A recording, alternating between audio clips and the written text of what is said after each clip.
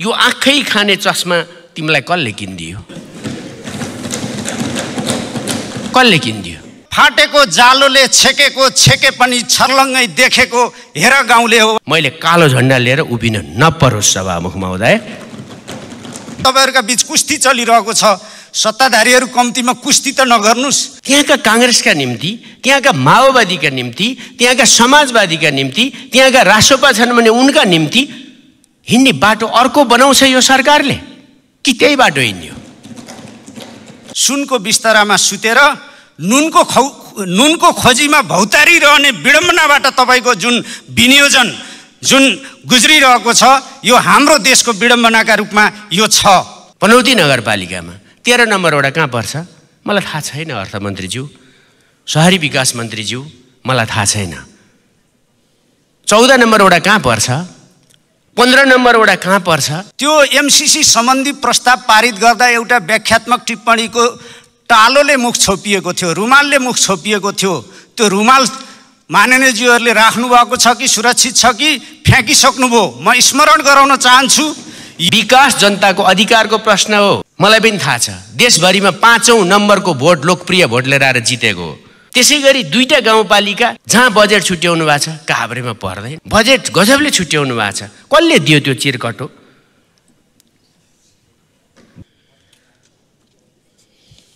समयका लागि धन्यवाद।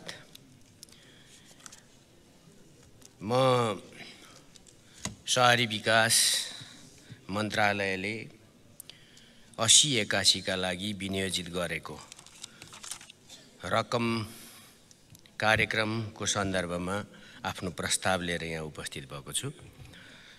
शहरी विकास मन्त्रालय 10 वर्ष अगाडि जस्तो मात्रै स्थापित भयो र शहरी विकास मन्त्रालयको लागि सरकारले 66 अर्ब 17 करोड 55 लाख बजेट विनियोजन गरेको छ। तर सरकारले 253 वटा स्थानीय तहलाई राज्यको पुनर्संरचनापछि शहरीकरणको प्रक्रियामा सामेल गरेको र त्यसले पछिल्लो सेन्ससले अहिले झन्नै 66% जस्तो 63% चाहिँ शहरी जनसङ्ख्या मानेको छ। यस्तो बेलामा शहरमा जनसङ्ख्या 2टा कारणले अरु थपिराखेको छ। एउटा बसाइसराईको कारणले र अर्को सेवा प्राप्ति र रोजगारीको खोजीमा, अवसरको खोजीमा। तर बजेटले शहरलाई न्यूनतम शहर जस्तो बनाउनका निम्ति खासै समर्थन गरेको देखिँदैन। एउटा शहर हुनका निम्ति के विशेषता हुनुपर्दछ? सामान्य कुरा गर्न सक्छौँ हामी। शुद्ध पिउने पानी, ढल निकास, सहज यातायात, पार्किङ, व्यापार प्रदर्शनी केन्द्रहरू, सांस्कृतिक सहिष्णुता सहितको सामाजिक अन्तर्घुलनका निम्ति बनाइएका स्थानहरू र सामाजिक अन्तर्घुलनको वातावरण, स्वच्छ हावा, सुरक्षा, विपद व्यवस्थापन, स्कुल र युनिभर्सिटी जम्मै चाहिने हो। स्वास्थ्य सेवाको सरल पहुँच, फोहोर व्यवस्थापन, त्यसका निम्ति यो बजेट पुग्ने खालको पनि देखिँदैन र विगतमा सुरु गरिएका योजनाहरूलाई योजना गलत थिए भनेर भन्न पनि नसक्ने, सही हुन् भने तिनको बन्ध्याकरण पनि गर्नुपर्ने यसमा देखिएको छ। शहरी सुन्दरताका निम्ति ल्याउनु पर्ने कुराहरू अहिले मान्छे खुसीको खोजीमा छ। बच्चादेखि वृद्धसम्म, बाजे बजै पार्क खोइ, किन्डर गार्डनको कुरा खोइ, युवा युवतीहरूको निम्ति खोइ, कुनै खुल्ला चौर वा पार्कहरू छैनन्। प्राकृतिक सुन्दरतालाई पनि हामीले जोगाउन सकेका छैनौँ र नदीहरू पनि राम्रा छैनन् ठुल्ठुला सहरका पनि। न प्राकृतिक न ऐतिहासिक सम्पदाहरूको काम हामीले राम्ररी अगाडि गर्न सकेका छौँ। एउटा सहर इतिहास हो, वर्तमान हो र भोलि हो। त्यसैले हाम्रा ऐतिहासिक कला संस्कृतिहरू, आधुनिक इन्जिनियरिङ कला र सहरको मौलिकता जोगाएर हामी काम गर्नुपर्ने थियो। तर न सार्वजनिक शौचालय छन्, न सार्वजनिक पिउने पानी छ, न कतै हरियालीका ठाउँहरू छन्, न रङ्गशालाहरू छन्, सिप हस्तान्तरण केन्द्र पनि छैन। सत्ता हस्तान्तरणको कुरा धेरै सुनिन्छ। पुस्ता जब हस्तान्तरण हुन्छ, सिप र ज्ञान पनि हस्तान्तरण हुन्छ, त्यसका निम्ति पनि केही पनि कुराहरू छैनन्। पृथ्वी 17 सेन्टिमिटर पूर्वतिर ढल्कियो भन्छन् पानीको अत्याधिक दोहनका कारणले। यो मैले निकालेको होइन, नासाको पछिल्लो वैज्ञानिकहरूले गरेको खोजको एउटा जर्नलको कुरा हो। तर हामी सबैभन्दा ठुलो सहर काठमाडौँमा कति पानी भूमिगत स्रोतको दोहन गरिरहेका छौँ। र सहरी मन्त्रालयको उद्देश्यमै पनि सहरी जनसङ्ख्यालाई सेवा सुविधा दिने भन्ने छ। तर त्यसरी सरकारका लक्ष्यहरू परिचालित छन् आफ्नो उद्देश्यतर्फ।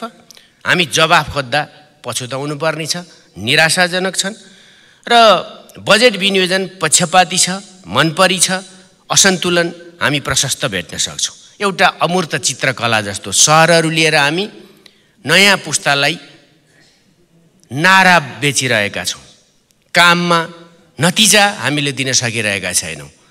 त्यसैले अहिले नै हामीले सबैभन्दा पुरानो सहर दमास्कस जस्तो, अलेप्पो जस्तो, एथेन्स जस्तो, सियान जस्तो खोजेका होइनौँ।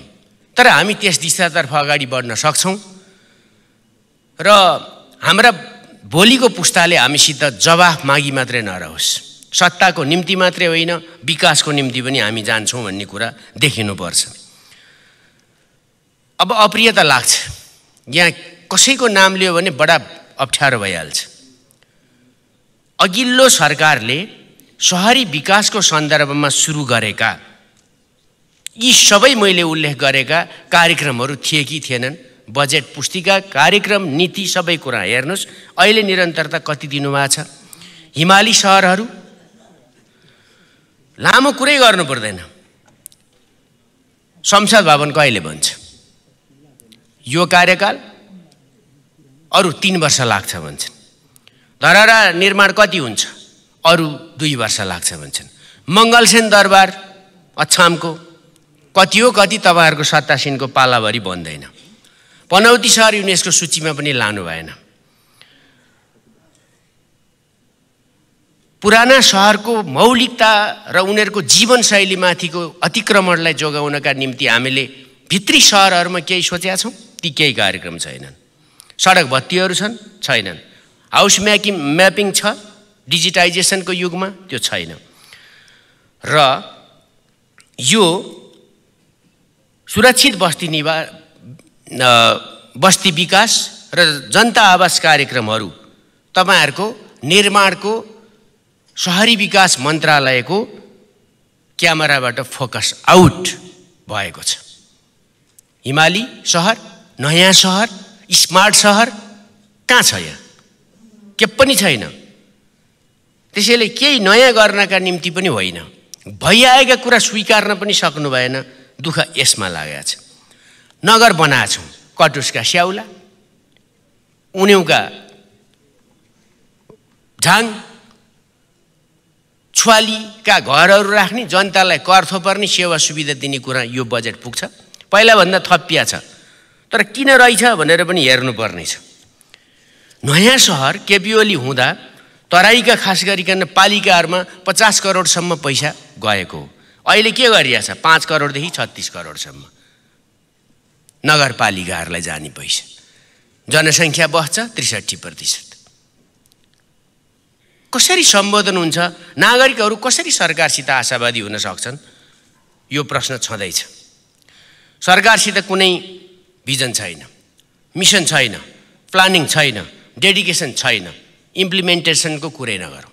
केही पनि छैन त के हुन्छ? छ के? LMBIS line ministry budget information system अहिले रूपान्तरित भएर FMBIS finance ministry budget information सिस्टममा रूपान्तरित भएको छ। एकदम प्रष्ट कुरा। सबै उच्च पदस्थ ब्युरोक्रेसीका मान्छेहरूले भनेका छन् बजेट निर्माणमा राम्रो भएन। किन आज सदन अप्ठ्यारोमा पर्यो?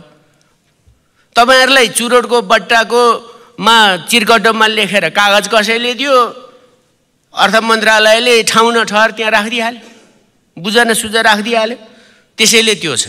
म तपाईलाई सोध्छु, यी पनि छ पनौतीमा 12वटा वडा छन् जुन जिल्लाबाट म प्रतिनिधित्व गर्छु। पनौती नगरपालिकामा 13 नम्बर वडा कहाँ पर्छ मलाई थाहा छैन। अर्थमन्त्रीज्यू, शहरी विकास मन्त्रीज्यू, मलाई थाहा छैन। 14 नम्बर वडा कहाँ पर्छ, 15 नम्बर वडा कहाँ पर्छ। त्यसैगरी 2टा गाउँपालिका जहाँ बजेट छुट्याउनु भएको छ काभ्रेमा पर्दैन। बजेट गजबले छुट्याउनु भएको छ। कसले दियो त्यो चिरकटो? गजब लाग्यो। त्यसो हुँदा मैले सोध्नु पर्ने भयो, प्रकाश सपुतलाई सम्झेर, यो आँखै खाने चस्मा तिमीलाई कसले किनिदियो? कसले किनिदियो? तिर्मिरायो। हेरो, राज्यले हिजो लगानी गरेछ, अब जुवा खेल्ने हो? ग्याम्बलर हो सरकार? म सोध्छु। किनभने नगरकोट हिगुवापाटी गैरी बिसाउन हिगुवापाटी सडक पिच हुन ठिक्क पर्यो, नापजाँच गर्न पठाइदिनुस्। हिजो भौतिकबाट तानेर सहरीमा ल्याउनु भयो। यतापट्टि के हाल्नुभयो? 10 लाख पैसा हाल्नुभयो। 19 किलोमिटर छ। म सोध्छु, मेरो झोकले म त्यहाँबाट प्रतिनिधित्व गर्छु, ठिकै छ त। त्यहाँका काङ्ग्रेस हिँड्छन् कि हिँड्दैनन्?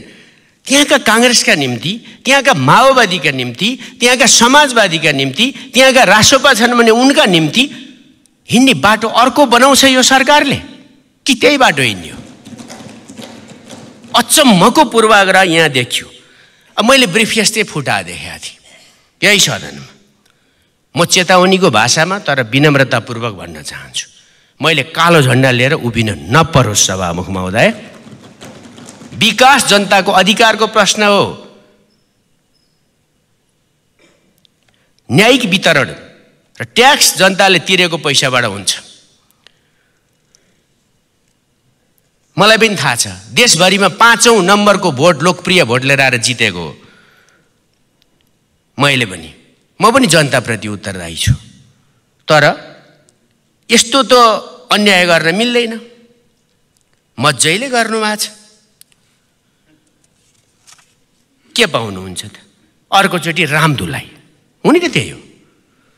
अब कस्तो छ भने विकास त्यस्तै हो। मोर्चा रेशम फेरिदी त्यही गर्ने कि बजेट बनाउने? कुरा त त्यही हो। सक्नै लागि सभामुख महोदय। काठमाडौँका 4 सहर के भए? प्रस्तावित सहर। बागमती सभ्यताको कुरा कहाँ पुग्यो? खेलकुदहरूका कुरा पनि लगानी राज्यले पनौतीमा पनि गरेछ। खेलकुदको निम्ति 9-10 करोड पैसा फस्या छ। अहिले सुन्न बजेट के तमासा यो? देउराली भागेर 2 जना मन्त्रीज्यूहरूलाई नेतृत्वलाई म देउराली भाग्नु पर्यो, मन्त्री गुहारेर सकिएन हजुर, चिरकटोले रुवायो। संघीय र संस्कृति मन्त्रीज्यूलाई सप्रेम यो किताब देउराली भागेर फिर्ता गरिदिन्छु, जहाँ कैयौं जिल्ला हटाएनन्। धन्यवाद सभामुख महोदय। र सँगै एउटा भन्छु, खर्च 1 रुपैयाँ घटाइयोस्। 66 अर्ब 17 करोड 55 लाखमा रु 1 घटाई 17 करोड 66 अर्ब 17 करोड 54 लाख 79,979 कायम गरियोस्। धन्यवाद।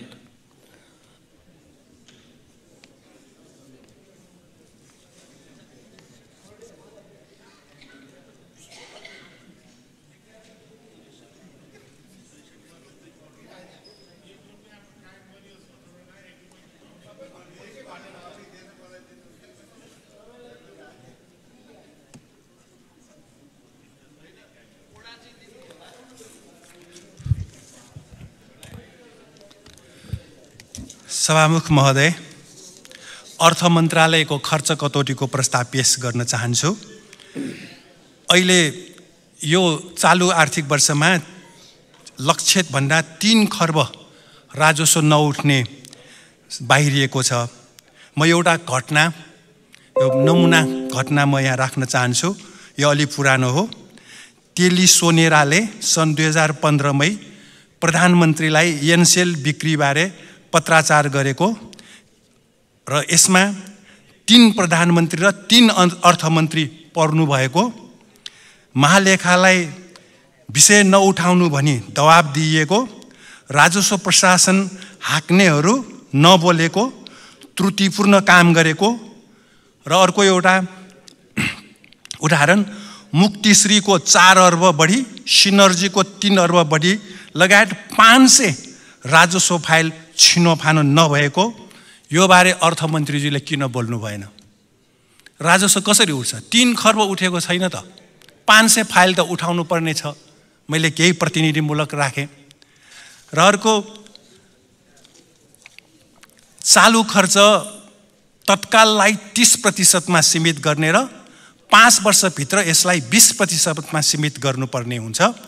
सरकारी कर्मचारीको नाउँमा खर्च धेरै गर्नु भएन, बरु महँगी नियन्त्रण गर्नुपर्छ। विदेशी मुद्रा आर्जन गर्न युवालाई वैदेशिक रोजगारीको नाउँमा सस्तो ज्यामी बन्न पठाउने होइन, नेपालमै आन्तरिक उत्पादन बढाउने र निर्यात बढाएर विदेशी मुद्रा आर्जन गर्ने हो। अब युवालाई पठाएर विदेशी मुद्रा, गाई बस्तु भैँसी पठाउने हो? मान्छेलाई त्यसरी पठाउन पाइन्छ? प्रविधि ल्याएर यहाँ काम दिनु पर्यो नि। जग्गा जमिन सब बाँझो। सरकारलाई यति पनि थाहा छैन, मन्त्रीजीलाई यो त थाहा हुनुपर्ने हो। र अर्को, अर्थमन्त्रीजीले म नुवाकोटको भएकोले यहाँ धेरै बजेट परेको छ बताउनु भएको, देशको ढुकुटीमा लुट जस्तै हो, यो भनाइ फिर्ता लिनुपर्छ। नुवाकोटका जनतालाई आवश्यक क्षेत्रमा बजेट राख्नुपर्छ, त्यस्तै देशका अन्य जिल्लामा पनि बजेट राख्नुपर्ने विषयमा अर्थमन्त्रीले नुवाकोटको म भनेर यसरी बोल्न मिल्दैन, त्यो फिर्ता लिनुपर्छ र त्यहाँको जनतालाई चाहिने कुरा राख्नुपर्छ। पक्षपातपूर्ण कुरा बोलेको भए फिर्ता लिनुपर्छ। र अर्को, सार्वजनिक ऋण 20 खर्ब रुपैयाँ पुर्याई सिंहदरबार कब्जा गरेर जनतालाई दुःख दिनेहरूलाई कारबाही गर्नुपर्छ। यसमा आएको छैन। सार्वजनिक शैक्षिक गुठी अन्तर्गतको विद्यालय र कलेजको सम्पत्ति सरकारकै सम्पत्ति हुने भएकोले कर छुट दिनुपर्छ, आयकर लगाउनु हुँदैन। र मजदुर वर्ग र लाई राम्रोसँग बाँच्ने गरी पुग्ने गरी ज्यालाको बन्दोबस्त दिनु जरुरी छ। र ठेकेदारले पैठारी गर्ने माल वस्तुमा कर छुट मिन्हा दिनु हुँदैन। अन्तर्राष्ट्रिय विकास सहयोगलाई प्रधानमन्त्री र मन्त्रीहरूको क्षेत्रमा केन्द्रित गरेर सारा जनतालाई ऋण भार बोकाउनु हुँदैन। देशको सन्तुलित विकास गर्नु जरुरी छ। म शहरी विकास मन्त्रालयको राख्न चाहन्छु। चीनमा झन्डै 1.5 अर्ब जनसङ्ख्या छ। त्यहाँ 20-20 लाखको नयाँ सहर निर्माण गर्ने योजना बनाइयो। नेपालमा काठमाडौँ उपत्यकामा अवसर केन्द्रित गरी भएभरका नेपालीलाई यतै बसाइसराई गराएर घर बनाउन दिने योजना केन्द्रित गर्नु यो ठिक होइन। अब यहाँ काठमाडौँमा भागेर लुक्ने ठाउँ छैन, एकदमै गलत भइरहेको छ। एउटा शहरमा समाजशास्त्र, संस्कृति, इतिहास, राजनीति शास्त्र, इन्जिनियरिङ, विज्ञान, मेडिकल लगायतका विषयका कलेजहरू खोल्नुपर्छ। सहर मात्र खोल्ने होइन, शिक्षा दिनु पर्यो। युवालाई नपढाइकन 8 कक्षामा जम्मा 20% मात्र पुग्ने रे। शिक्षा मन्त्रीज्यू र सरकार आफै यसमा जिम्मेवार हुनु पर्यो। 100 जनामा 20 जनालाई 8 कक्षा पास गराएर बाँकी सबैलाई 16 वर्षपछि नागरिकता दिएर विदेश पठाउने, यही हो सरकारको काम। यस्तो काम गर्नु भएन। र अर्को, खोपो विश्वविद्यालयको विधेयक पारित नभए देशमा व्यवस्थित सहरको विकास हुनै सक्दैन। विज्ञानमा आधारित सहर त झन् बन्दैन। ठोकुवाका साथ भन्छु, सुगौली सन्धिमा नेपालको सिङ्गै नदी महाकालीलाई भारतको आधा हुने गरी 53 सालमा गरिएको एकीकृत महाकाली सन्धि खारेज नगरेसम्म हाम्रो सहरहरूमा उज्यालो र हराभरा हुनै सक्दैन, अन्ध्यारो हुन्छ हाम्रो सहर। अब म श्रम, रोजगार तथा सामाजिक सुरक्षा मन्त्रालयको खर्च कटौतीको प्रस्ताव पेश गर्छु। श्रमलाई सम्मान र इज्जत दिने व्यवस्था हुनुपर्छ।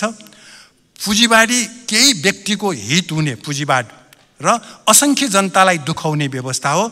पुँजीवादले अन्ततः देशलाई फेल बनाउँछ। राष्ट्रिय महत्त्वका क्षेत्र शिक्षा, स्वास्थ्य, खाद्यान्न, कपडा सम्बन्धी उद्योग सरकारले नै सञ्चालन गर्नुपर्छ। यो श्रमको नाउँमा सबै निजीलाई छोडिदिने गलत छ। र अर्को, नेपाल र युएई बीच जेठ महिनामा नेपाल घरेलु श्रमिक युएईमा पठाउने सहमति गरियो। घरेलु श्रमिकमा जानेहरू विरुद्ध के कस्तो हिंसा अपराध हुन्छ सरकारलाई थाहा छैन। त्यसरी पठाउन मिल्छ? अर्काको आमा बुबा छोराछोरीलाई घरेलु कामदार भनेर आफ्नो छोराछोरी पठाउनु पर्यो भने के स्थिति होला? मन्त्रीजीहरूले विचार गर्नु पर्दैन सही गर्नुभन्दा अगाडि यस्तो सम्झौता गर्ने? घरेलु कामदार गएकाहरूको कथा थाहा छैन, त्यत्रो आइरहेको छ। त्यसकारण यो गलत छ। अर्काको काममा नोकर बन्न पठाउने होइन, अर्काको देशमा, हाम्रो देशमा मालिक बनाउने हो हाम्रा दिदीबहिनीलाई। र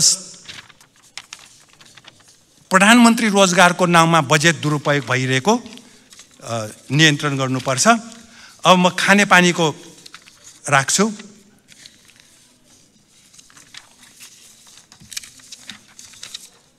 खानेपानीमा सङ्खुवासवा खाटबारीमा खानेपानीको अभाव हुँदा दमकलबाट खोलाको पानी ल्याएर खानुपर्ने अवस्था छ। यो प्रतिनिधि उदाहरण मात्र हो, देशैभरि यो हाहाकार छ खानेपानी। काठमाडौँ उपत्यकामा झन् बढी हाहाकार छ। मेलम्चीको केही एरिया छ, अन्तत दुःख छ काठमाडौँमा पनि। हुम्लामा कर्णाली, दार्चुलामा महाकाली नदी बगिरहेको छ। छेउछाउका जनता खानेपानी पनि छैन, सिँचाइ पनि छैन, विद्युत पनि छैन। अनि यस्तो बन्दोबस्त गरेर कसरी देश अगाडि बढ्छ? र देशभरिको पानीको मुहान सुक्दै गइरहेको, पुनर्भरणको कुनै योजना छैन। चुरे दहनसँगै तराई मरुभूमिकरण भइरहेको छ, यसलाई ध्यान दिनुपर्छ। भक्तपुर जिल्लाको खानेपानी स्रोत बागेश्वरी बङ्गेरी डाँडाको बहालवन मासेर रग्बी खेलकुद मैदान बनाउनेलाई कारबाही हुनुपर्छ। धन्यवाद। मान्य सदस्यहरू, अब खर्च कटौती प्रस्तावका प्रस्तावक माननीय सदस्य श्री ठाकुर प्रसाद गैरेलाई आफ्नो खर्च कटौतीको प्रस्ताव प्रस्तुत गर्दै आजको लागि निर्धारित विनियोजन शीर्षकहरू माथिको छलफलमा समेत भाग लिन समय दिन्छु। समय 12 मिनेट।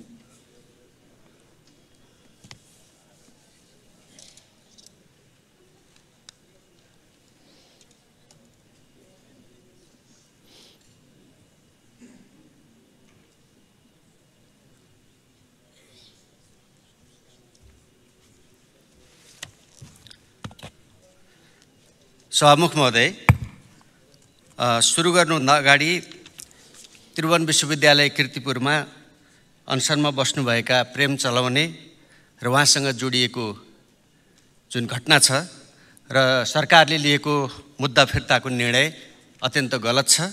सरकारले अदालतमाथि कब्जा गर्ने, धावा बोल्ने जुन कुरा गरेको छ, म त्यसको भर्त्सना गर्दछु र आफ्नो विषय प्रारम्भ गर्दछु। सभामुख महोदय,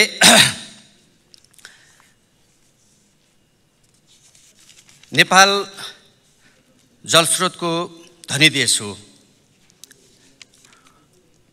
हाम्रो संविधानले खानेपानीलाई मौलिक हकको स्थान दिएको छ। यो 2080-81 को बजेटमा सरकारले यो वर्ष आधारभूत तहमा 98%, उच्च मध्यम स्तरमा 30%, प्रशोधन सहितको ढल प्रणाली सुविधाबाट 4.5% जनसङ्ख्यालाई लाभान्वित गर्ने गरी खानेपानीको योजना सम्पन्न गर्ने आफ्नो लक्ष्य तय गरेको छ। सँगसँगै उसले एक घर एक धाराको खानेपानीको पहुँचलाई आफ्नो नारा बनाएको छ र सँगसँगै उसले यो खानेपानी सरकारको महत्त्वपूर्ण प्राथमिकताको विषय हो भन्ने कुरालाई पनि जोड दिएको छ। तर वित्तीय हस्तान्तरण सहित कुल बजेट जम्मा 28 अर्ब 15 करोड 55 लाख विनियोजन गरेको छ। त्यसभित्र केलाएर हेर्दा यसले त्यसभित्रको चालु खर्चलाई छुट्याएर त्यसको विकास बजेटमा हुने खर्च र समग्रमा यसले करिब 8 अर्ब वैदेशिक ऋणमा भर पर्ने कुरा गरेको छ। 17 अरब नेपाल सरकारको बजेटबाट कार्यान्वयन गर्ने कुरा गरेको छ भने 3 अर्ब करिब वैदेशिक अनुदान प्राप्त गर्ने र त्यसबाट खर्च गर्ने कुरा गरेको देखिन्छ।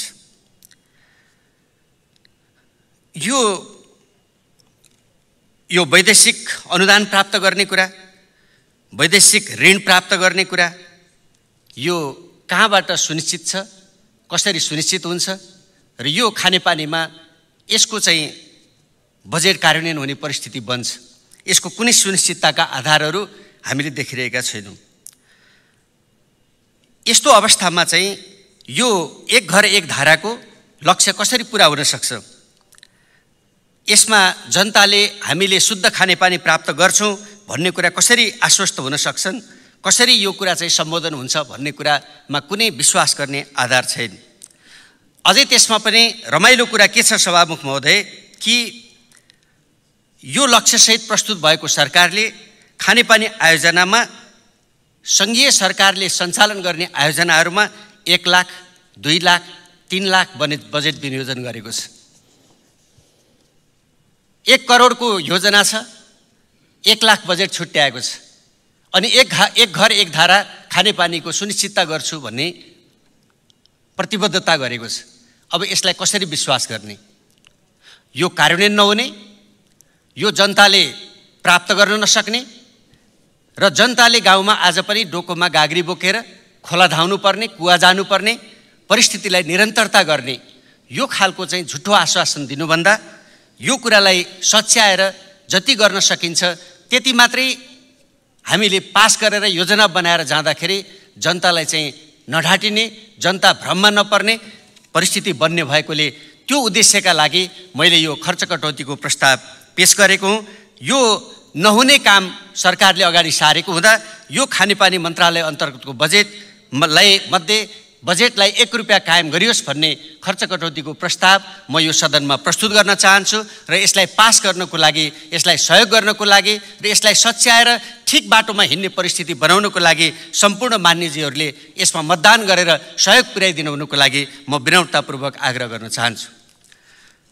सभामुख महोदय, आज हुनुपर्ने कुरा के थियो? जनताको अपेक्षा के थियो? म पाल्पा जिल्ला पहाडी जिल्लाको मान्छे, देशभरिका पहाडहरूको समस्या र मेरो पाल्पा जिल्लाको समस्या एउटै हो। तराईका रहनुभएका जनताहरूको खानेपानीका सन्दर्भमा अर्को पीडा छ, म त्यो जान्दछु, तर ती कुनै पनि कुरालाई यो बजेटले सम्बोधन गरिरहेको छैन। पहाडको, तराईको, हिमालको कुनै पनि जनताले, कुनै पनि क्षेत्रको जनताले यो खानेपानीको समस्या हल हुने कुरामा विश्वस्त हुने आधारहरू देखा परेन। आज पहाडमा मूल सुकिराखेका छन्, ठुला ठुला योजना बनेका छन्, त्यसको चाहिँ आइई गर्दाखेरि रुख रोप्ने कुरा गरिएको छ, मूल संरक्षण गर्ने कुरा गरिएको छ, तर त्यसो हुन सकिरहेको छैन। मूलहरू सुकिराखेका छन्। लिफ्टिङ खानेपानीमा भर पर्नुपर्नेछ, बिजुलीको महसुल चर्को छ। हामीले आशा गरेका थियौँ सरकारले खानेपानीमा लाग्ने बिजुलीको महसुल नलाग्ने प्रबन्ध गर्नेछ। हुनुपर्ने आवश्यकता त्यो थियो, त्यसतर्फ सरकारले कुनै ध्यान दिएन। आज लिफ्टिङ पानीमा लाग्ने शुल्क जनताले बेहोर्न सक्ने, त्यो धान्न सक्ने परिस्थिति छैन। त्यसकारणले लिफ्टिङ खानेपानी आयोजनामा चर्को बिजुलीको महसुल धान्न सक्ने परिस्थिति छैन। विपन्न जनताले त्यो शुल्क तिर्न सक्ने स्थिति छैन। त्यो महसुल हट्नु पर्थ्यो, त्यो महसुल नलाग्ने कुरा गर्नु पर्थ्यो, त्यो हुन सकेन। खानेपानी आयोजनामा बिजुलीको लाइन तार्ने काम सम्पन्न नभएको कारणले, मिटर प्राप्त नभएको कारणले सम्पन्न यो भएका योजनाहरू कार्यान्वयन हुन सकिरहेको छैन। त्यो कुरा गर्नको लागि चाहिँ ध्यान दिनु पर्थ्यो, त्यो पनि हुन सकेन। पानीको मूल संरक्षण गर्ने त्यसको कुनै योजना यससँग जोडिएर आएन। त्यसका लागि पहाडहरूमा ठुल्ठुला तालहरू बनाउने, पोखरीहरू बनाउने, रिचार्ज गर्ने, पानीको रिचार्ज गर्ने प्रबन्ध गर्नको लागि व्यवस्था हुनु पर्थ्यो, त्यो पनि यो बजेटमा कार्यक्रममा आउन सकेको छैन। खानेपानी कार्यालयहरू जनशक्ति नभएर गएको पैसा तपाईँले पठाउनु भएको 1 लाख रुपियाँ पनि कर्मचारी नभएको कारणले, जनशक्ति नभएको कारणले कार्यान्वयन हुने स्थिति छैन। त्यो हिसाबले पनि यो योजनाहरू अल्पत्र छन्। जनशक्ति विस्तार गर्ने, खानेपानी काममा चाहिँ आवश्यक दक्ष जनशक्ति पुर्याउने कुरा योजनामा आउनु पर्थ्यो, त्यो पनि हुन सकिरहेको छैन। करोडौँ योजनामा 5 लाख, 10 लाख छुट्याउने यो चाहिँ तरिकाले पनि हाम्रा खानेपानी योजनाहरू चाहिँ सम्पन्न गर्ने भन्दा पनि यो केवल देखाउने उद्देश्यमा मात्रै केन्द्रित छन् भन्ने कुरा यसबाट बुझ्न सकिन्छ। त्यसकारणले यो खालको यो चाहिँ 2-3 वर्षमा कम्तीमा पनि खानेपानी आयोजना 2 वर्षमा सम्पन्न हुने कुराको सुनिश्चितता, कम्तीमा 3 वर्षमा सम्पन्न गर्न सकिने सुनिश्चितता सहित पर्याप्त बजेट छुट्याएर यी चाहिँ खानेपानीको समस्या हल गर्ने र जनताले स्वस्थ पिउने पानी पुरा गर्ने पर्ने कुरालाई सरकारले महत्त्वपूर्ण प्राथमिकता राख्नुपर्ने थियो। त्यस्तो हुन सकिरहेको छैन। यति मात्रै होइन कि आज हामीले चाहिँ खानेपानीको क्षेत्रमा तराईमा रहनुभएका जनताले चाहिँ शुद्ध खानेपानी पाउने कुरामा अझै समस्या रहेका छन्। हामीले यो अहिले विनियोजित बजेटभित्र पनि मेलम्ची खानेपानी आयोजना र उपत्यकाको काममा चाहिँ पैसा बढी विनियोजन हुने र अन्य चाहिँ जिल्लाहरूले चाहिँ कम पैसा पाउने अर्को एउटा परिस्थिति पनि यसभित्र छ। स्वयं छुट्याइएको बजेटले मेलम्चीको पानीको कार्यक्रम सम्पन्न हुन सक्ने स्थिति छैन, त्यसलाई सुधार गर्न सक्ने सम्पन्न हुने स्थिति छैन। त्यसतर्फ पनि त्यो मेलम्ची खानेपानी पनि आयोजना पनि सम्पन्न नहुने, अरू चाहिँ ग्रामीण स्तरमा सञ्चालन भएका अरू चाहिँ ठुला र साना मजौला खानेपानी आयोजनाहरू पनि सम्पन्न नहुने, सम्पूर्ण कुरा चाहिँ निरन्तरताको रूपमा रहने र जनताले शुद्ध र नियमित खानेपानी पाउनुपर्ने उनको संवैधानिक मौलिक हक चाहिँ प्राप्त नगर्ने यो परिस्थितिलाई चाहिँ यो अहिलेको चाहिँ बजेटले अहिलेको कार्यक्रमले सम्बोधन हुन सक्ने परिस्थिति छैन।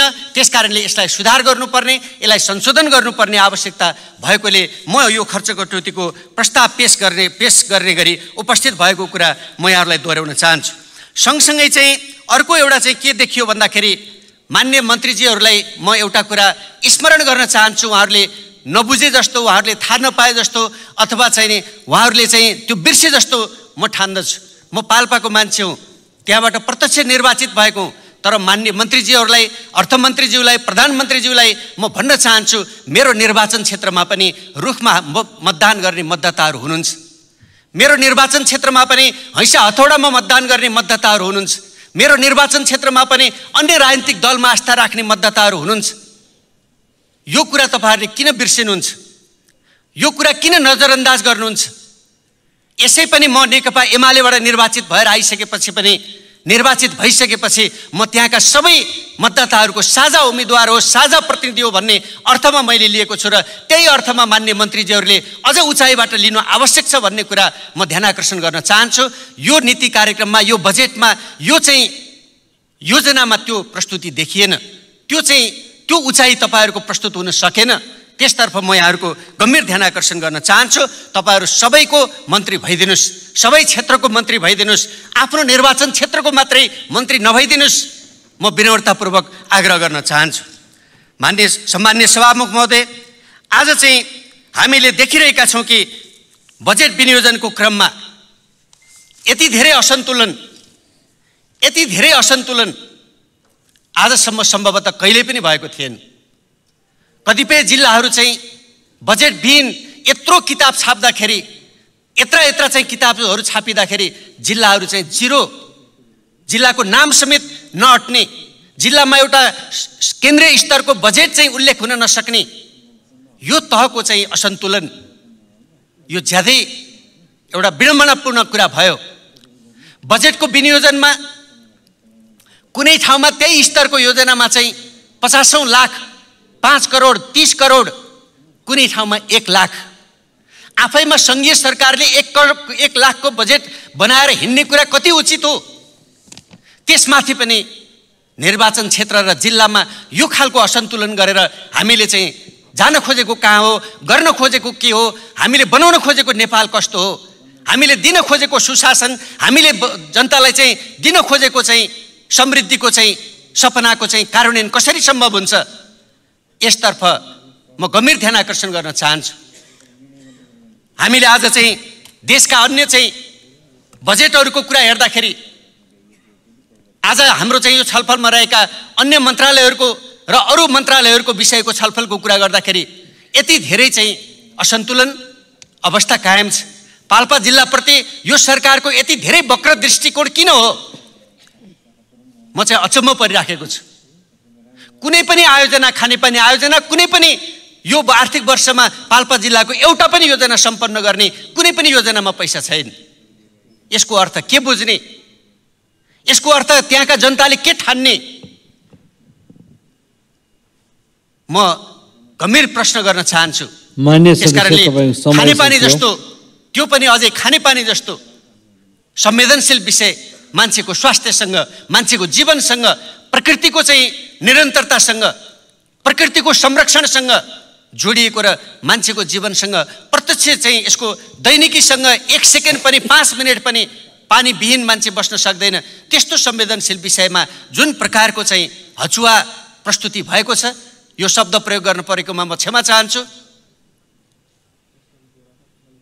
यो कुरामा चाहिँ सुधारको मैले अपेक्षा गरेको छु, त्यसको लागि म आग्रह गर्न चाहन्छु। र समग्र बजेटको सन्दर्भमा सभामुख महोदय, म पहिलो पटक प्रतिनिधि सभामा आएको छु, पहिलो जननिर्वाचित म जनप्रतिनिधि हुँ।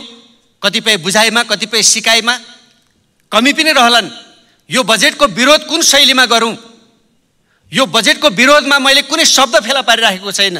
यो देशप्रति यति असन्तुलन, जनताप्रति यति विभेद गर्ने यो बजेट म फिर्ता गर्नको लागि म यो सभामुखज्यूको ड्यासमा यो बजेट पुस्तिका टेबल गर्न चाहन्छु र आफ्नो भनाइ पनि अन्त्य गर्छु। धन्यवाद।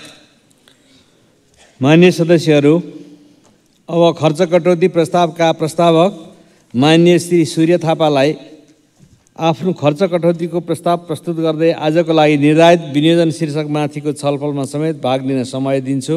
समय 12 मिनेट।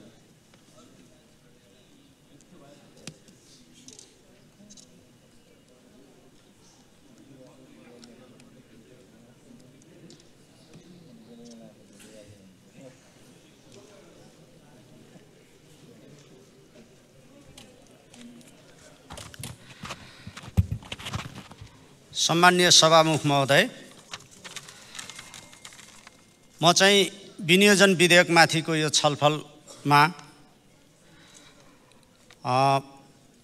अर्थ मन्त्रालय शीर्षकको खर्च रकमलाई घटाई 1 रुपियाँ कायम गरियोस् भनी खर्च कटौतीको प्रस्ताव प्रस्तुत गर्न यहाँ उपस्थित भएको छु। एउटा रमाइलो पनि देखियो। बजेट वक्तव्य माननीय अर्थमन्त्रीज्यूले 3 घण्टा लगाएर वाचन गर्नुभयो। उठेका प्रश्नहरूको करिब 2 घण्टामा जवाफ पनि दिनुभयो। जवाफ दिएर यहाँबाट के निस्किनु भएको थियो, बालुवाटारमा पुग्नुभयो र त्यहाँ जवाफ दिए अनुसार के हुन्छ, सांसदले सोधेका प्रश्नको जवाफ दिए अनुसार के हुन्छ। यहाँ हामी बसे अनुसारको विनियोजन शीर्षकहरू अभण्डा रकमदेखि सबै मिलाउनुस् भनेर गठबन्धनले निर्देशित गर्यो। अर्थमन्त्रीज्यू यही हुनुहुन्छ, त्यो निर्देशन पालना गर्नुभयो कि गर्नु भएन, म सुरुमा यो सोध्न चाहन्छु।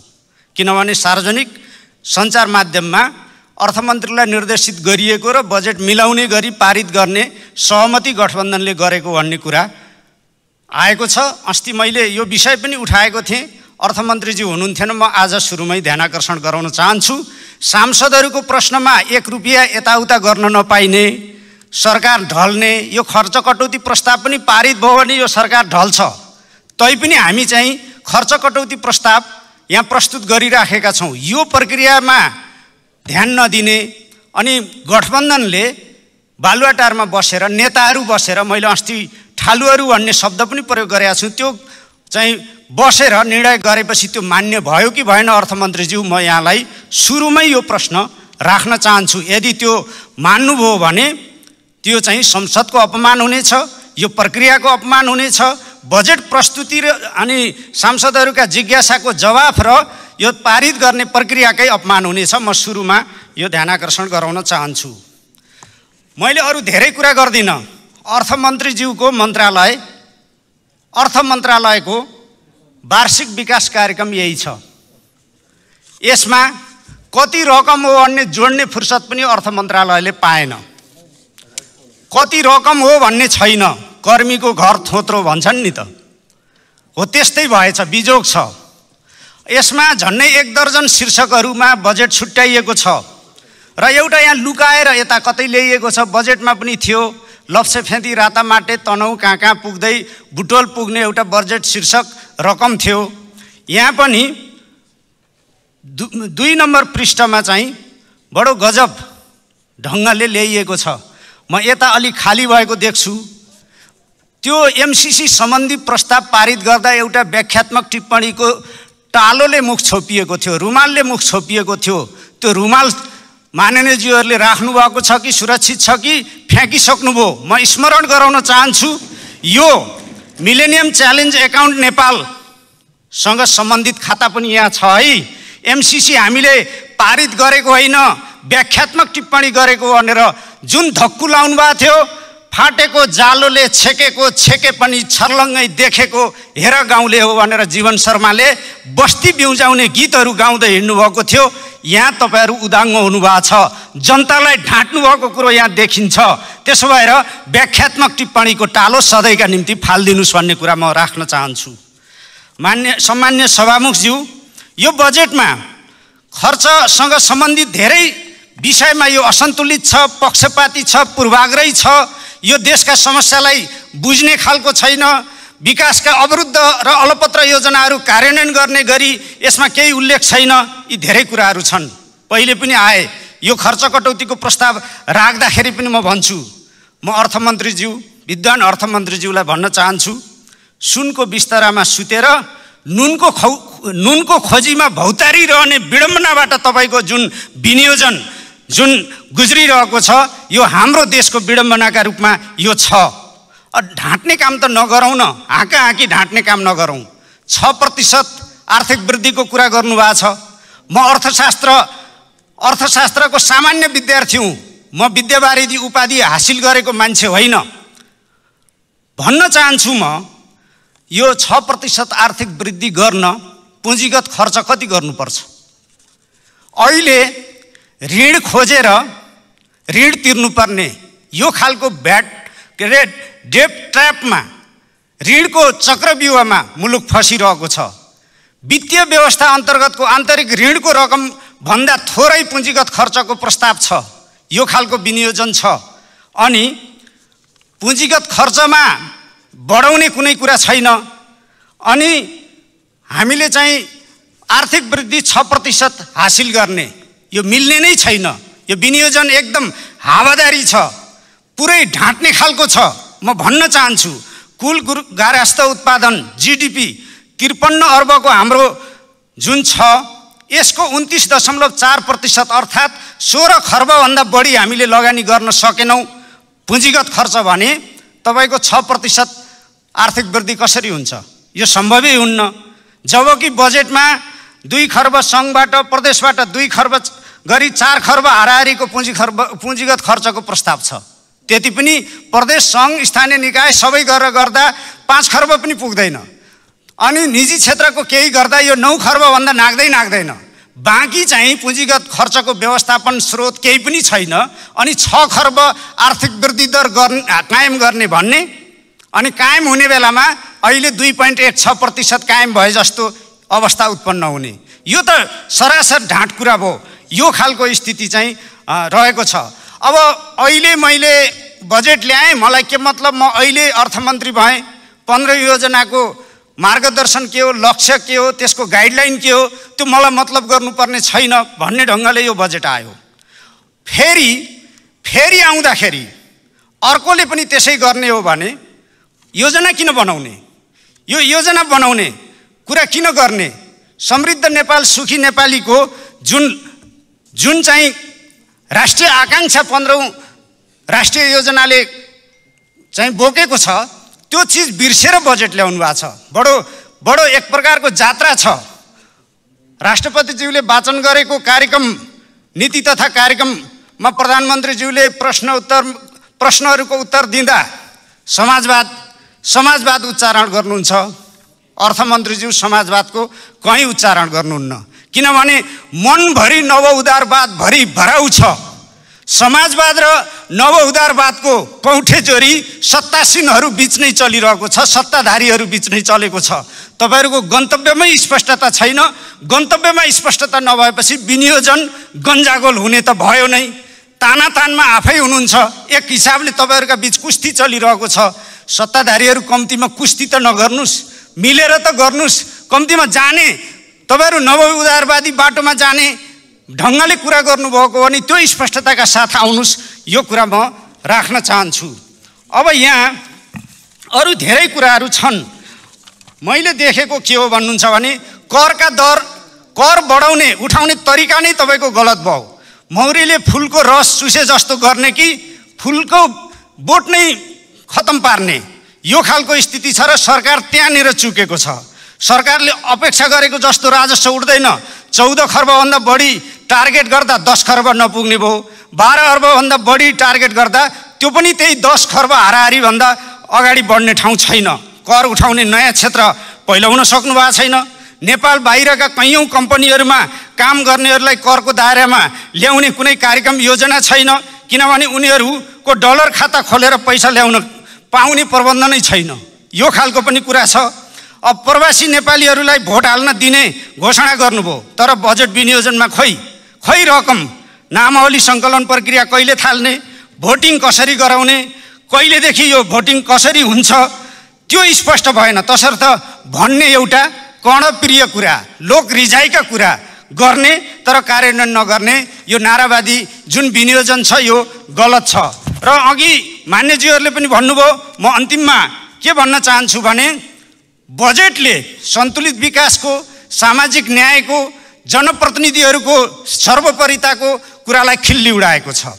म भन्न चाहन्छु यो प्रतिनिधि सभामा देशभरिबाट निर्वाचित भएर आउने टप 10 सांसदहरू, बढी भोट ल्याएर आउने 10 जना सांसदहरू मध्ये म 10औं नम्बर हुँ। तर बजेट विनियोजनका सन्दर्भमा तपाईँहरूको पक्षपात, तपाईँहरूले अनेक ढङ्गको पक्षपात गर्नुभएको छ। मैले त जनतालाई तपाईँहरूको पक्षपात जस्ताको तस्तै पक्षपाती र पूर्वाग्रही सरकारले विनियोजन गरेको बजेट यस्तो छ, हाम्रो आवश्यकता यो हो भनेर स्पष्ट भनिदिने नै गरेको छु, सार्वजनिक नै गरेको छु। र मैले भन्न चाहन्छु निड बेसिसमा यो बजेट छैन। निड बेसिसमा नभएको यो बजेटले देशलाई आर्थिक रूपमा यो चाहिँ जुन सङ्कटको चङ्गुल छ, यो मन्दीको जुन अवस्था छ, यसबाट पार लाउन पनि सक्दैन, सन्तुलित विकास पनि गर्न सक्दैन, सामाजिक न्याय पनि कायम गर्न सक्दैन। र तपाईँहरूले अगाडि ल्याएका कुनै पनि कार्यक्रमहरू जनताको आवश्यकतामा भन्दा पनि तपाईँहरूको आग्रहबाट प्रेरित छन्। यो आग्रहबाट प्रेरित भएको बजेटले देशका समस्याहरूलाई समाधान गर्ने काम गर्न सक्दैन। त्यसो भएर मैले के भन्न जरुरी ठान्छु भने यो विनियोजन विधेयक 2080 अन्तर्गत अर्थ मन्त्रालय शीर्षकको खर्च रकमलाई घटाई 1 रुपैयाँ कायम गरियोस् भने यो खर्च कटौतीको प्रस्ताव प्रस्तुत गर्न चाहन्छु। धन्यवाद। मान्य सदस्यहरू, अब खर्च कटौती प्रस्तावका प्रस्तावक मान्य श्री प्रभु शाहलाई आफ्नो खर्च कटौतीको प्रस्ताव प्रस्तुत गर्दै आजको लागि निर्धारित विनियोजन शीर्षकहरूमाथिको छलफलमा समेत भाग लिन समय दिन्छु। समय 7 मिनेट।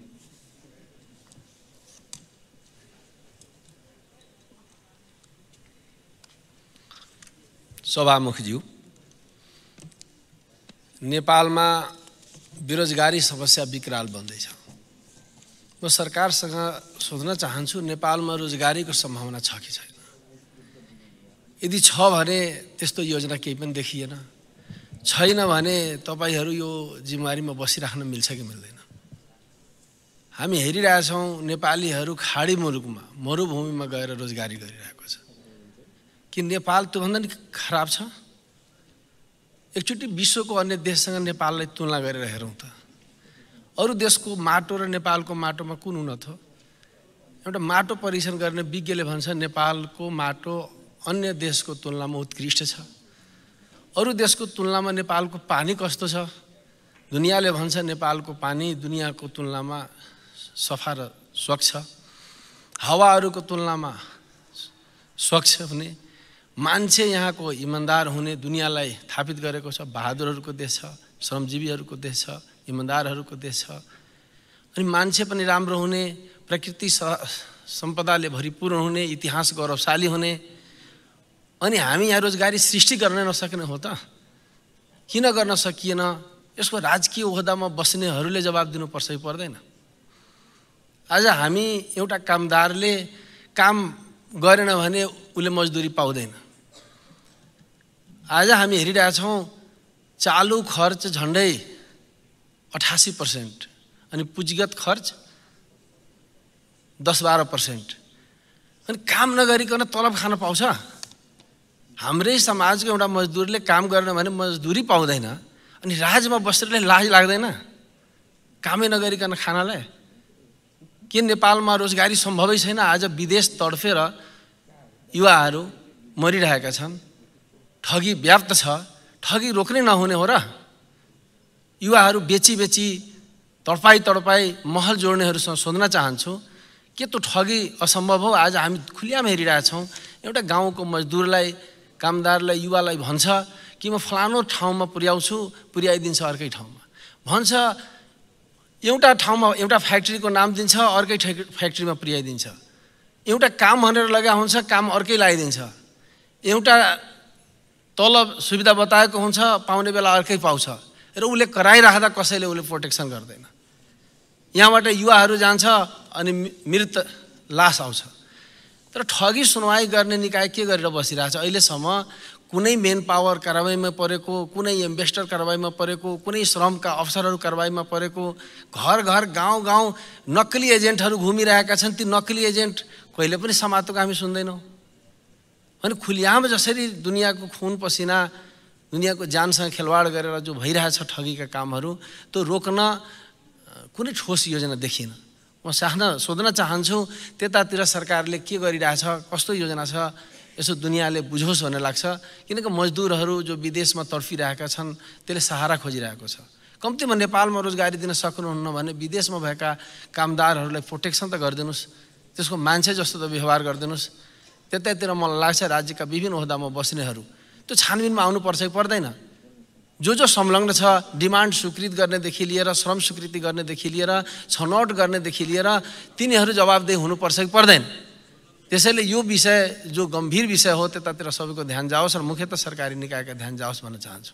म माननीय अर्थमन्त्रीसँग जान्न चाहन्छु, राजस्वको पैसा व्यक्तिको खातामा पुर्याउँदा तपाईँको कतिको भाग आउँछ? आउँदैन भने कसको लागि त्यो गर्नुभएको छ? त्यो प्रावधान राजस्वको पैसा, सरकारी राजस्वको पैसा व्यक्तिको खातामा पुर्याइदिने, कर छलीका सामान समात्नेलाई 40%, भन्सार छलीको सामान समातेर बुझाउनेलाई 45%, यति % व्यक्तिको खातामा दिँदा कसको लागि यो नियम कानुन बनाउनु भयो? जबकि दुनियाँलाई थाहा छ कर राजस्वको फुल अथोरिटी संसदले राख्छ। यसलाई छलेर कथित नियमावली जो सालौँ साल नियमावलीबाट छिराउनुहुन्छ र कसैको इन्ट्रेस्ट पुरा गर्नुहुन्छ, अनि यहाँ संसदमा बताउनुहुन्छ कि राजस्वै उठेन। यसरी ठुलो भङ पारेर राजस्व उठेन भन्न कतिको सुहाउ छ भन्ने जान्न चाहन्छु। अर्थ मन्त्रालयले एकातिर भन्सारहरू बन्द गरिदिने, भन्सारको क्षमता वृद्धि नगर्ने, किन भन्सारबाट आयो भने त लुट्नै पाउँदैन।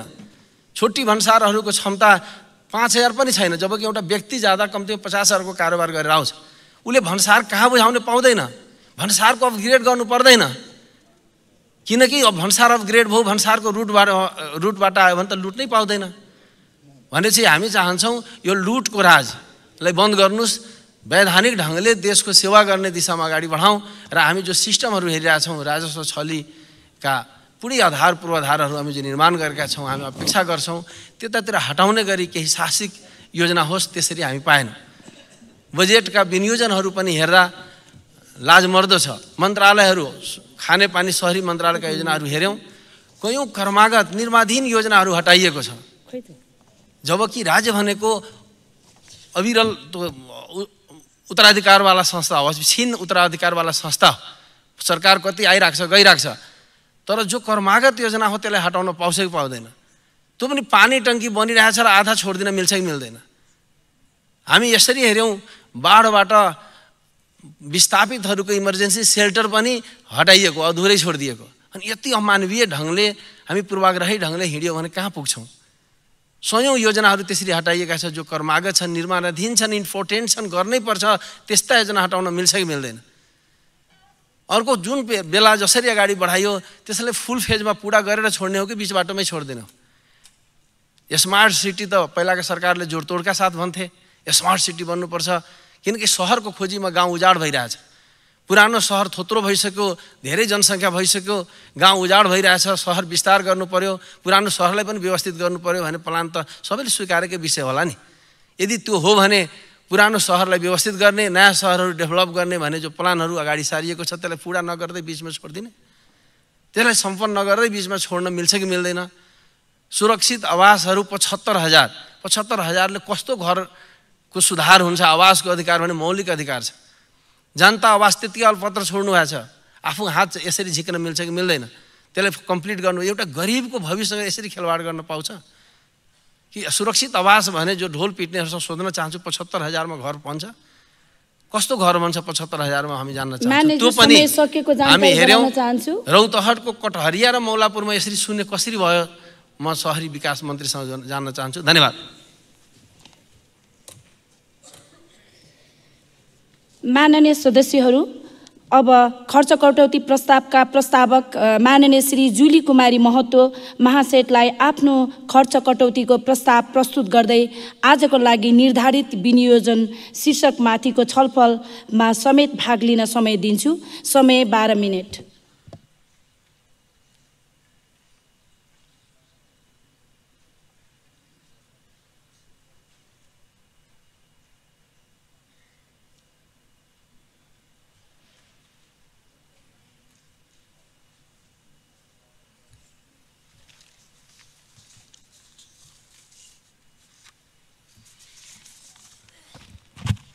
सम्माननीय सभामुख महोदय, आज हामी विनियोजन विधेयक 2080 को विभिन्न शीर्षकहरूमाथि विषयगत मन्त्रालय अन्तर्गत हामी छलफल गरिराखेका छौँ।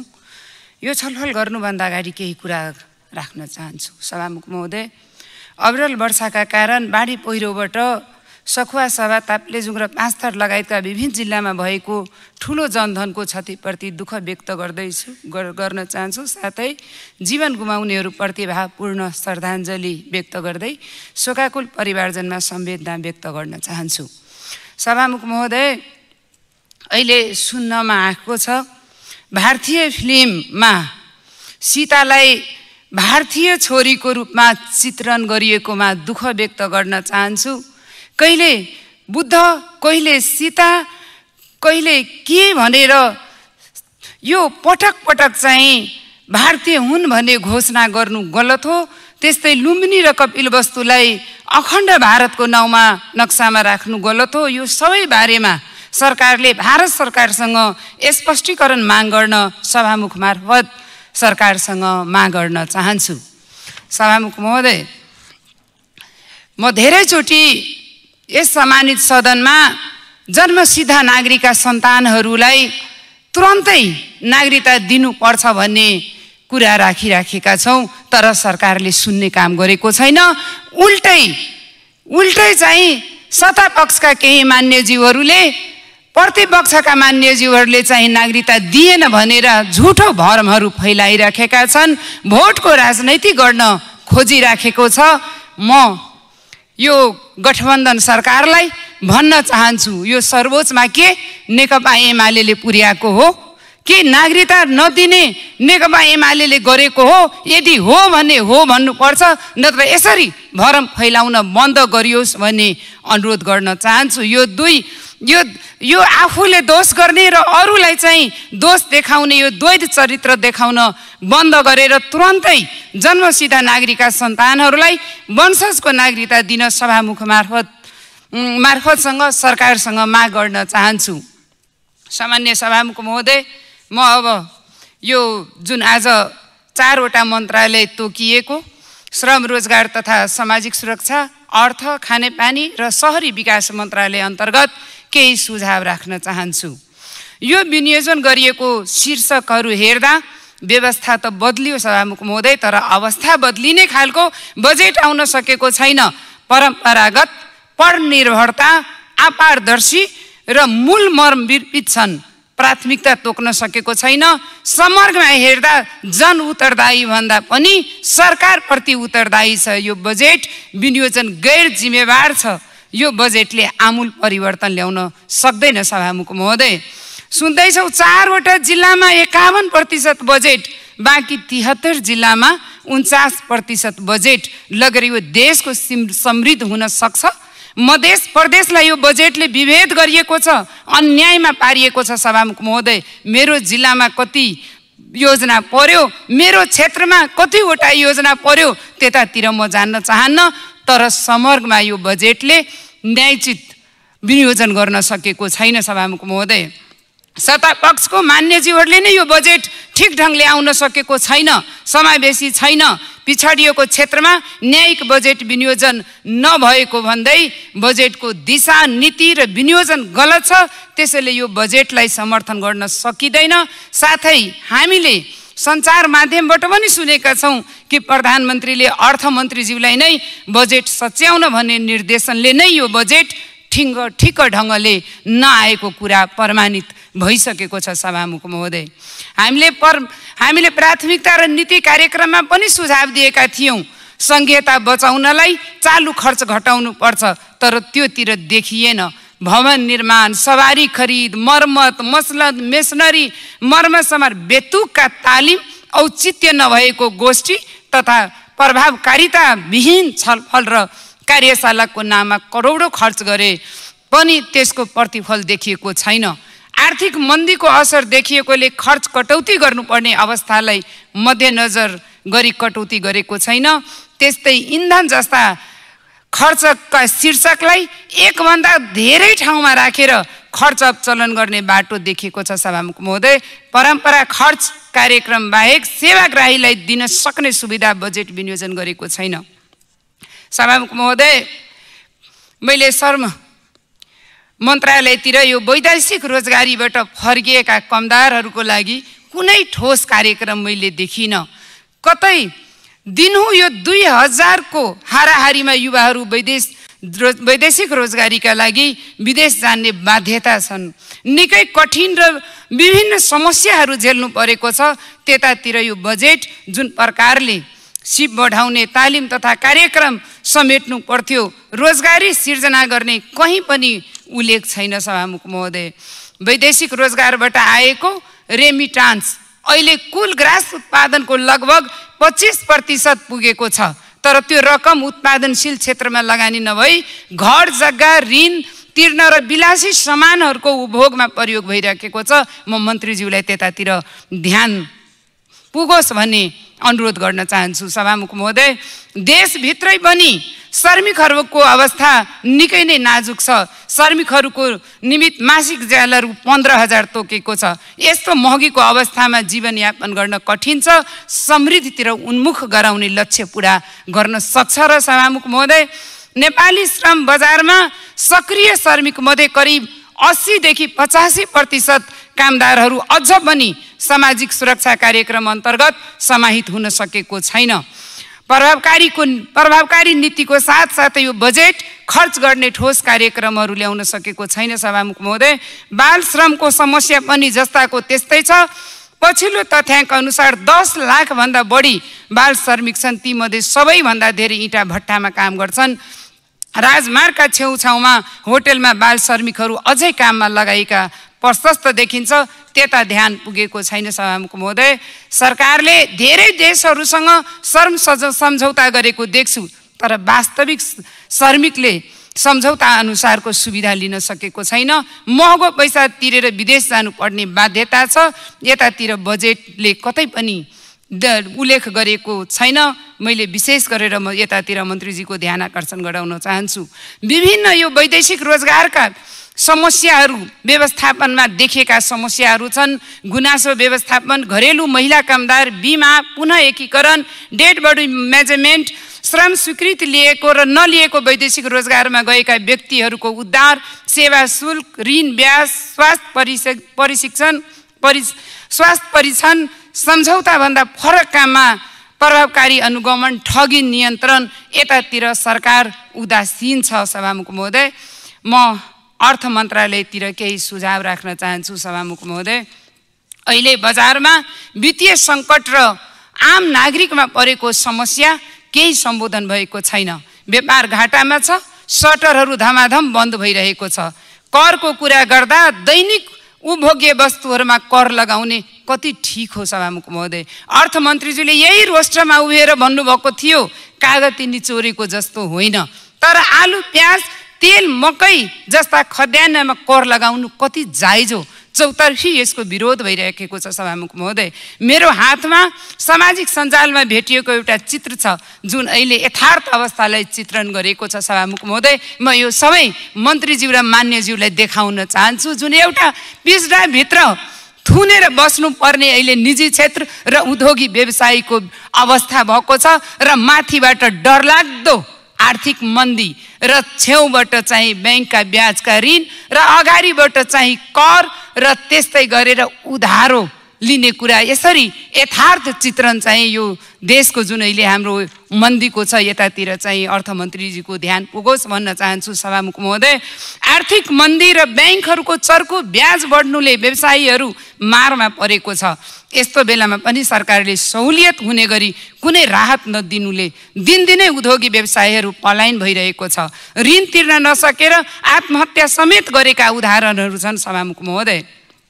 सभामुख महोदय, मैले अर्थमन्त्रीजीलाई ध्यान आकर्षण गराउन चाहन्छु यो धौन्सा जिल्लाका जठी भन्सारलाई विस्तार गरेर एकीकृत भन्सार आइसिपी बनाउन र यो नाकाबाट समुद्र पारीको सामान हल्दिया र विशाखापट्टनम बन्दरगाहबाट माल सामान कच्चा पदार्थ आयात निर्यात गर्दा आउने जाने गरेर करिब 500 किलोमिटर दूरी बचत हुन जान्छ, जसले धौन्सा जिल्ला मात्रै होइन मध्य प्रदेश र बागमती प्रदेशका उद्योगी व्यवसायीहरूलाई फाइदा पुग्नेछ।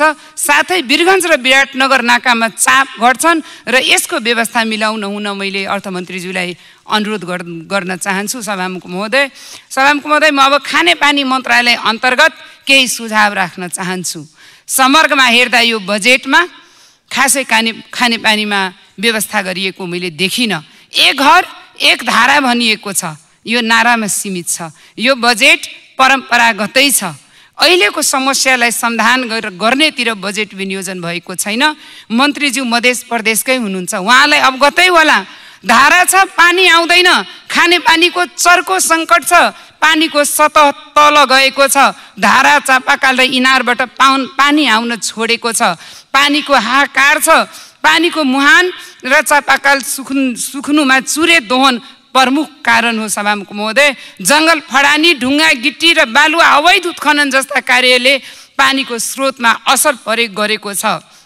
सभामुख महोदय, मैले शहरी मन्त्रालय अन्तर्गत धेरै समय मेरो गइसकेको छ।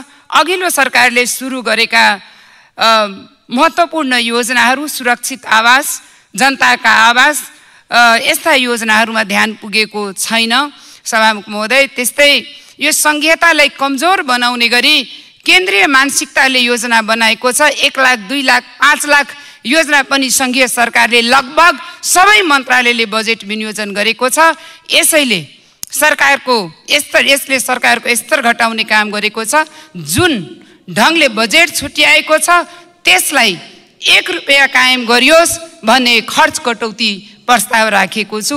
यसमा सबै माननीयज्यूहरूले समर्थन गर्नुहुनेछ भन्ने अनुरोध पनि गर्न चाहन्छु सभामुख महोदय। अन्तमा यो बजेट निजी क्षेत्रलाई निरुत्साह गर्ने, रोजगारी प्रवर्धन टेवा नपुर्याउने, श्रमिकहरूको हक हित र सकिहाले सभामुख महोदय, श्रमिकहरूको हक हित र अधिकारको अवस्थामा सुधार नल्याउने तथा विदेशमा रहेका कामदारहरूको अवस्था